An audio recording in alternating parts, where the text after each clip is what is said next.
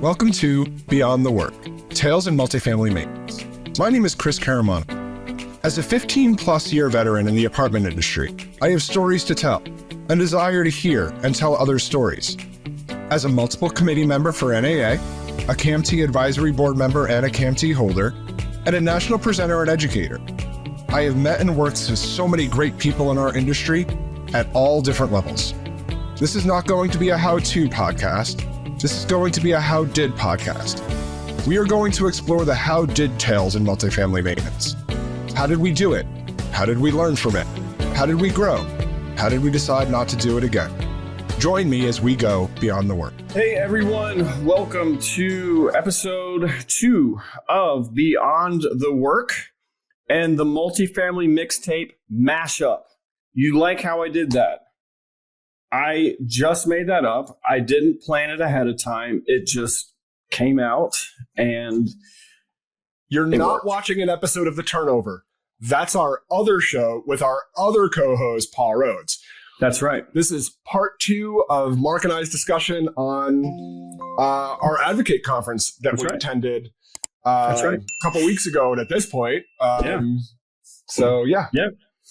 So at the end of last episode, Chris, we were talking about RPM Careers Week, and we were talking about the importance of being involved and showcasing your property, your teams. And so for those of you who are out there listening, watching, do not forget to submit your videos, show some love to your teams, make it fun, make it exciting, hashtag RPM Careers Week, and just give the video. Why do you love RPM? Why do you love residential property management?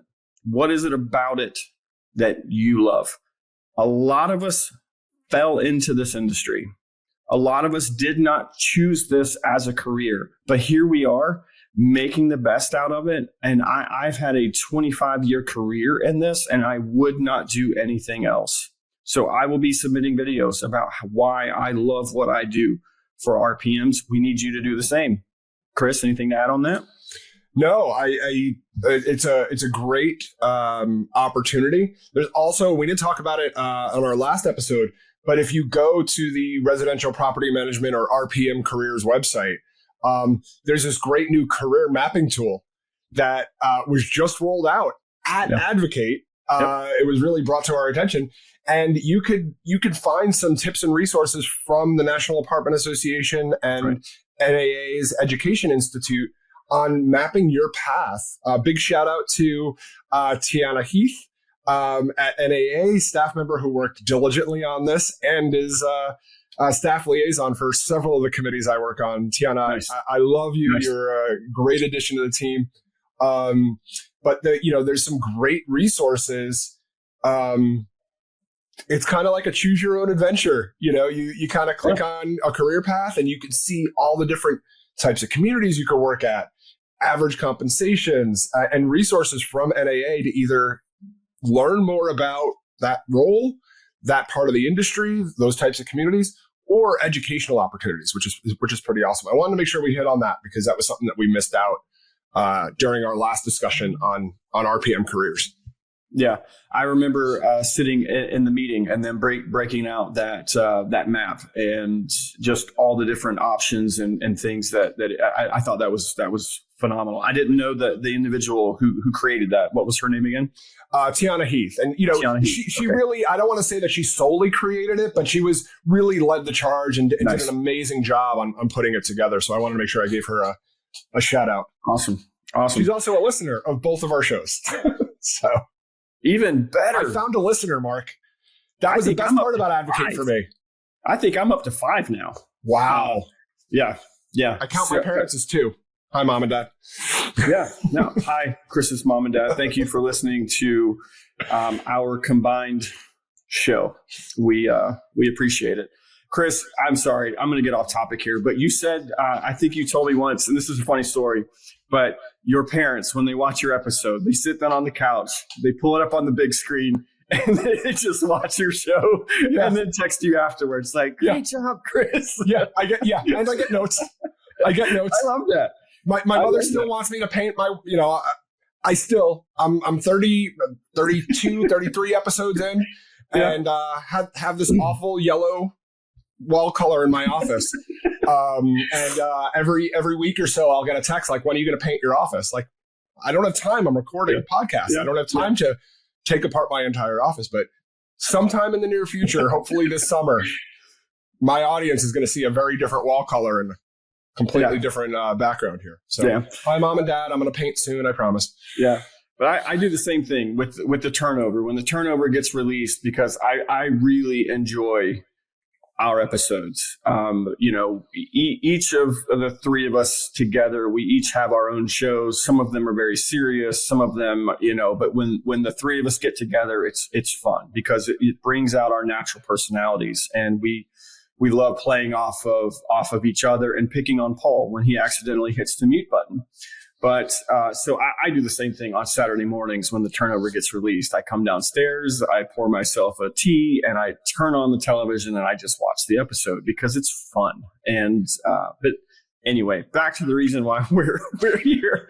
So on committee work, and because Advocate was the first kickoff for the in-person meetings. I think a lot of committees had maybe a Zoom meeting or a virtual meeting at some point in the beginning of the year, but this was the first time we were able to sit in the room together and go over some of the survey results and some of the things that had come up. And I had mentioned on the last episode that I'm on IRO, and some of the things, our big thing was what keeps you up at night.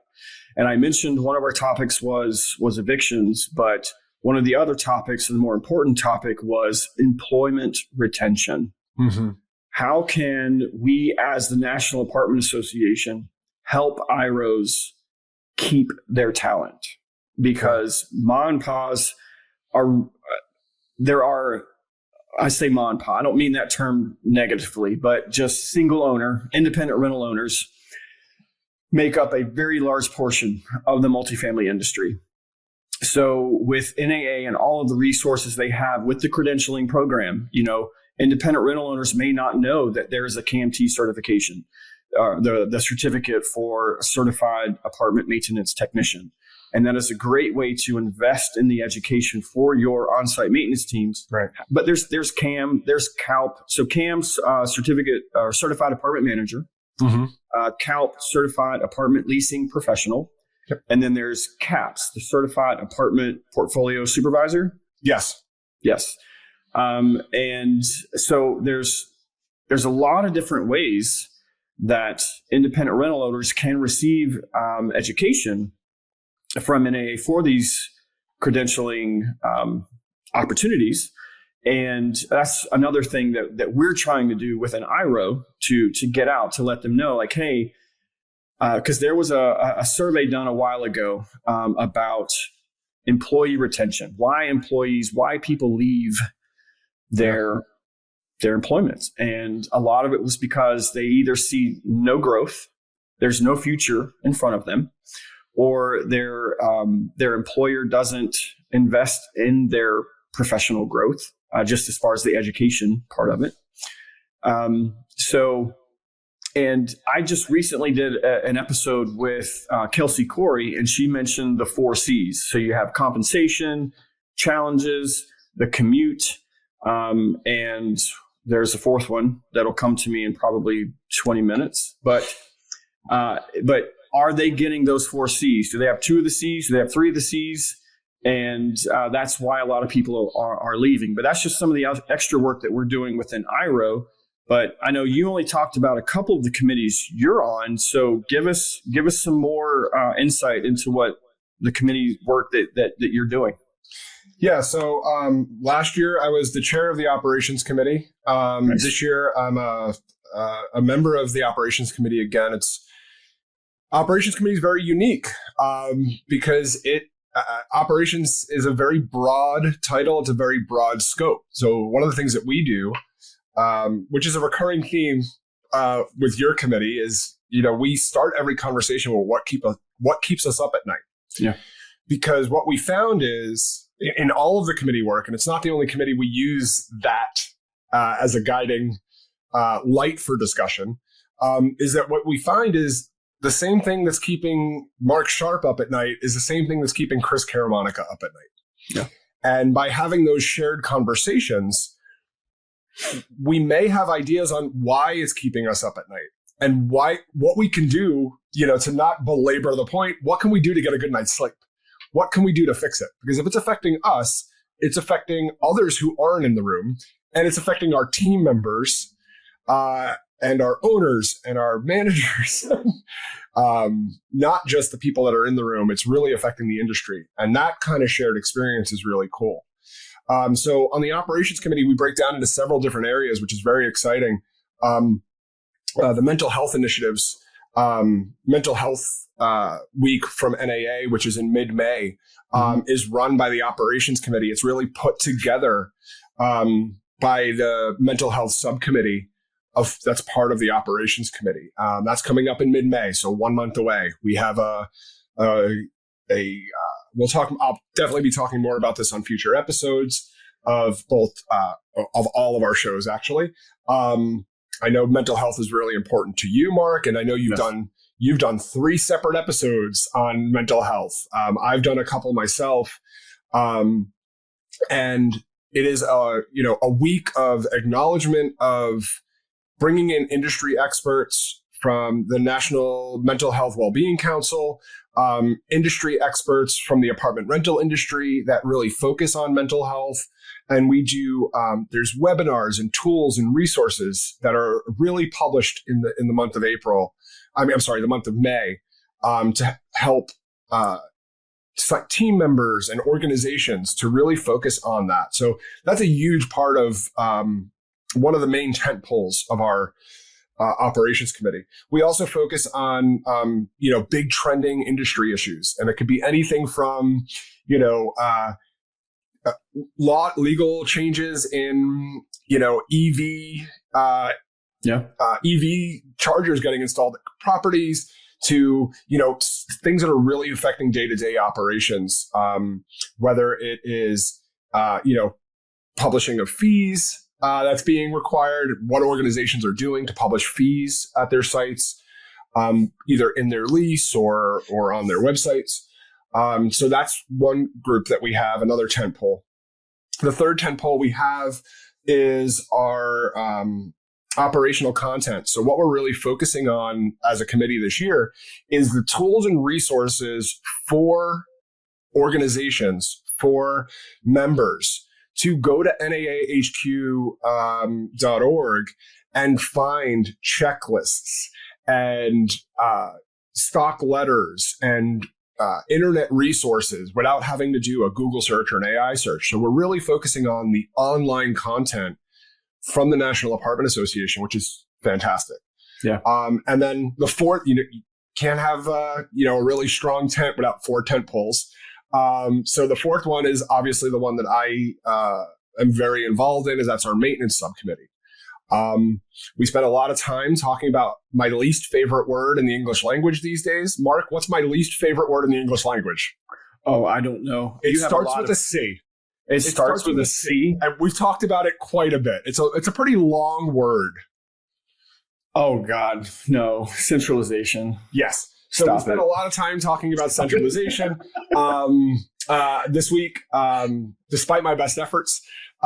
So what we're doing is as a committee, no matter what your views are on centralization, especially when it comes to maintenance, I think I've made my views very clear in multiple different outlets. But what we want to do, oddly enough, Mark, and you don't even know this, you don't even talk about this, is that as a subcommittee, we want to work with the IRO committee and look at centralization do's and don'ts, or the best practices, or that can help our IRO partners. Nice. So that's something that you and you're finding this out live on this recording. What am I being volunteered for? Yeah, you just got voluntold that my committee is going to work with your committee, and you and I are going to probably end up spearheading it, despite our feelings on the word, to really provide operators, IRO operators, with some best practices, do's and don'ts. And we want to get that out we're going to get that out in one form or another, whether that's an apartmentalized session or a units article or a white paper to the company, to the organization at large, to our industry at large. Yeah. So that was really exciting. We also had some great conversations.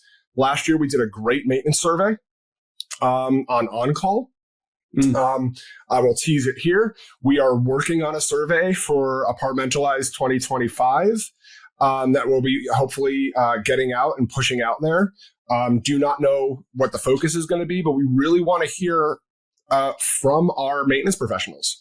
So that's one of the other things that our committee is working on, as well as other apartmentalized sessions and articles and things like that.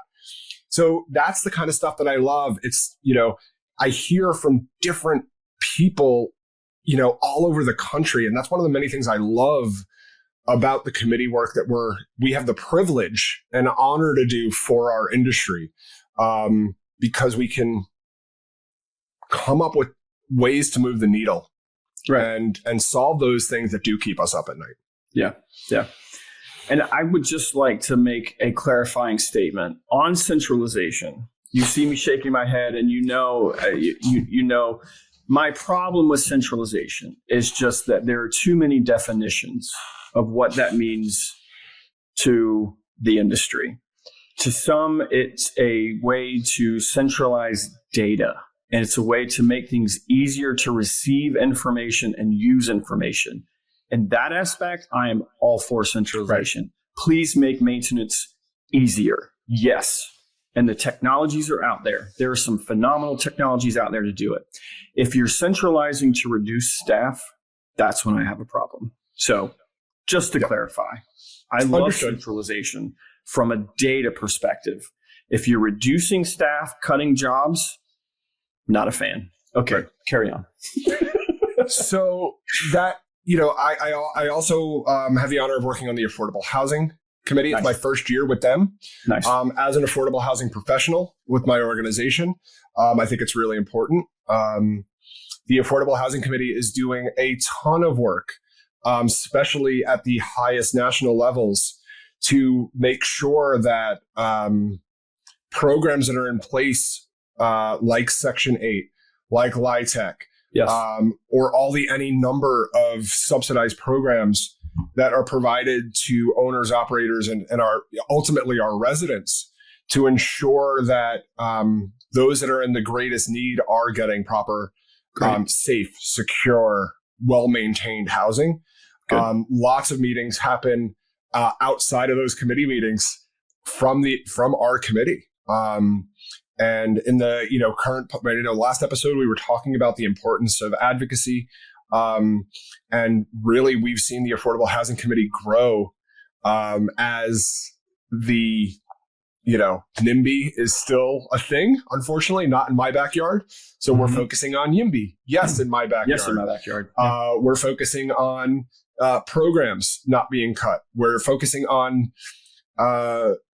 increased loan opportunities for developers to build affordable housing, because it's not just, maintaining what exists. We have a housing crisis. And especially in the affordable housing sector, we need more housing. So the Affordable Housing Committee and its members are some of the most passionate people I've ever worked with. Yeah. On that one meeting, I felt more passion in a room than I've ever felt in my life, because we are doing what's best for our residents, our country, our employees, really everybody. And you also know this, Mark, because you work in, and then you have worked in that sector, the affordable space. Yeah. Yeah. So that was great. I'm also a member of I'm the Region 2 representative for our NAA EI Board of Directors. So that's always there's two boards at NAA. NAA EI has their own board of directors because it's an independent arm, nonprofit arm of NAA. And then NAA has their board of directors, which is also the other reason we all assemble, is that all the delegates from the various regions, as well as the regional vice presidents from each region, discuss issues for the national level, vote on items and topics that affect the course of our association, things that we're going to do or stop doing, changes that need to be made. So that kind of encapsulates what one day of this is all in one day, guys and girls, right? Our committee days, whether it's at Advocate or Apartmentalize or our last meeting of the year called Assembly of Delegates, it is a breakneck all day, 8 a.m. to 5:30 p.m. Actually, 6:30 p.m. when you count our reception, and networking. So I think that's a good. I love a good segue. Our networking opportunities to really get out of those meeting rooms and digest a little bit what we talked about for what's which is a full day's work. Yeah. Everybody always says, enjoy your vacation. When I put up my out of office to go to these conferences, I'm like, it's anything but a vacation. I wish I work harder. I feel like, and I hope nobody from my company is watching today. I feel like I work harder at these conferences that I do because it's a breakneck pace. You're in really high level meetings and you have a limited amount of time with people you only see in person 3 times a year to really hunker down, focus on the issues and come up with a plan. So it's anything but a vacation. And ladies and gentlemen, it is volunteering. We're not paid for this. No, it is, thankfully we have organizations. You have organizations, and I have organizations, and many of us that go to these conferences and committee meetings have organizations that support us. But one of the other big things that we do is networking. So why don't we go around that, because that's also a huge part of our industry. Is actually any industry really, but it's a huge part of what we do. It is, and that's one of excuse me. That's one of my favorite parts about the conferences is the networking. It is the you follow a group of people or a bunch of people, industry folks on your social media, whichever platform you're on. But it's getting to see them and meet them face to face and have some of those conversations. Hey, I really like what you posted the other day. Here's why, and boom, boom, boom. And you rattle it off and you create that, you create that relationship. And, these are individuals that are out there in the trenches with you, having the same problems, having the same challenges, the same victories that you have. Because like you said, Chris, earlier, we're in different parts of the country, but we're all working towards the same goal. We're in advocating these conferences as a way to bring the entire country together. You have people from the state of Washington. There were people from Texas, and I'm just going off of my memory of conversations I had, but you have everyone descending on DC at the same time. And so when you get together to network, it's, I'm talking about my committee and the things that keep us up at night. And here's what we're working on. And, Chris, you're in a few other committees, but there's overlap. There's things that operations are going to do to help IRO. There's things that IRO are going to do to help Next Gen. There's things that Next Gen is going to do to help IRO. And NAAEI with the joint committee now with the curriculum development and program administration. I mean, there's a lot of overlap. So the networking is really good because you get to have these face-to-face conversations with individuals outside of that little 45-minute committee meeting. And it's really good. And on networking and on relationships, I wanted to bring up, you and I recorded an episode not that long ago on being involved in your apartment association. And we got a pretty phenomenal shout out from the executive director of the Apartment Association of North Carolina, John Lauder, whom you had never met. No. And so we were at a reception, and I looked over and I know John from other things. And I just asked you, I'm like, hey, did you have you ever met John? Did you even see what he posted? Or did you even, and you're like, no, I have no idea. So we walked over, we met John, and we had a pretty phenomenal conversation with John Louder, the executive director of AANC, and how he had watched our episode. And again, we've talked about this kind of off screen. You know who watches your episodes and you know who don't, because the type of conversation you have with them. But the fact that he was bringing up specific points, specific things that you and I mentioned in that podcast, I was like, oh, he actually did listen. So let's have a little bit of fun, because we are 25 minutes into this episode. Yeah. So the secret word is grapefruit. If you are listening to our episode, all we want you to do is go to either Mark's LinkedIn page or my LinkedIn page and just type the word grapefruit. That's the secret word. Do it. So I'll send you something. I'll send you a swag item. Type it in. Let's go. Ooh, and yeah, I have some Beyond the Work swag coming soon. If my good friend would give me a bar of his soap, I'm quite upset he did not fly out a bar of soap for me.